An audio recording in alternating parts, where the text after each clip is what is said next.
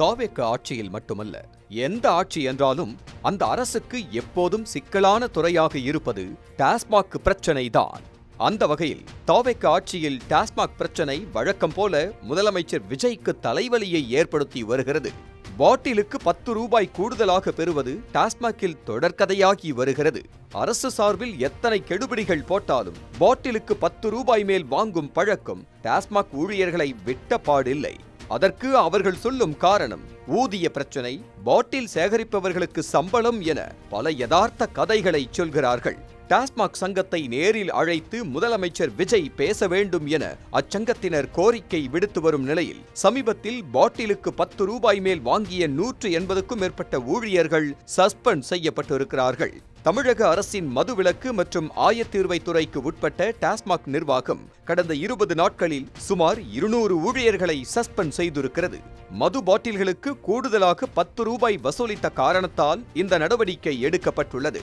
முதலமைச்சர் விஜய் அமைத்த ஆய்வு செய்யும் குழுவினர் அளித்த அறிக்கையின்படி கடந்த 3 வாரங்களில் எடுக்கப்பட்ட நடவடிக்கை இது. இது மட்டுமல்லாமல் மதுப்பிரியர்கள் பாட்டிலுக்கு 10 ரூபாய் மேல் வாங்கும் டாஸ்மாக் கடையில் வீடியோவாக எடுத்து அதனை சமூக வலைத்தளங்களிலும் பதிவிட்டு வருவதால் இன்னும் பல ஊழியர்கள் இந்த சஸ்பெண்ட் லிஸ்டில் இருக்கிறார்களாம். இது மட்டுமல்லாமல் பல டாஸ்மாக் கடைகளில் கூகுள் பே வசதி இல்லை எனவும் கூறப்படுகிறது.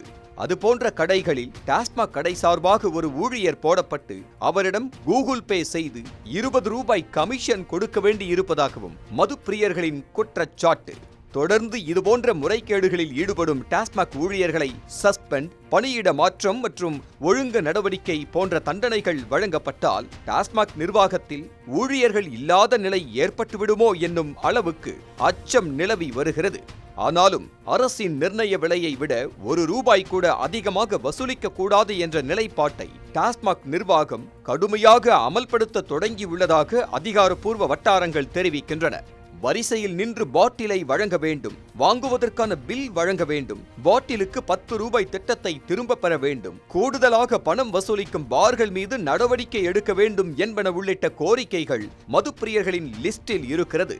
இது இப்படி இருக்க என்னதான் செய்யப்போகிறார் முதலமைச்சர் விஜய் என்பதை பொறுத்திருந்துதான் பார்க்க வேண்டும்.